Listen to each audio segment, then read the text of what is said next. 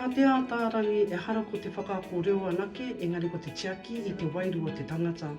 Ko moio ki tātou ki te kore e tiaki i te wairu o te tangata, ko kore aia e noho ki te ako. O au ature katoa he me hei tiaki i te mauri, i te tapu, i te mana o te tangata.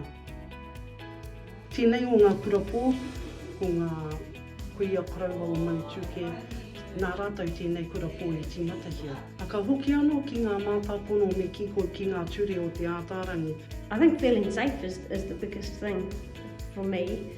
Tuarangi, tuarangi, wai ti, wai ti, wai pa, wai ta. It's okay to make mistakes and you learn from those in a safe way. Te timatanga he mai tika mai kai te pai. Mā mātou aia e tiaki e manaki. Kia tika tana reo. Matariki e ara e.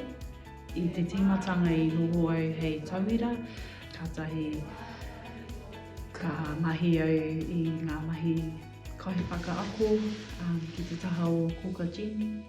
Ai ka mahi i ngā kaupapa o te wā, so i nei wā ko Matariki, ka hāngai ki te ao Māori.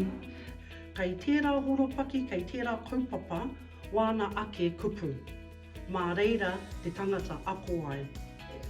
Nā hei tauira, te pōnei, ko Matariki tērā, nā reira ko ngā kupu katoa i whakamahia, mo nō tērā o ngā kaupapa. For me in particularly, it reinforces a lot of things that I used to listen to as a child that I guess lay dormant for a number of years that it's brought those things back to life. The use of te rākau to tautoko the kōrero is just brilliant. You're visually seeing it, you're interacting with other people, the rākau are telling the story, it just builds that whole journey for your reo just so much easier. Ko te painga o te whakamahi i ngā rākau. Ki te tauhau, he rākau whiro anake.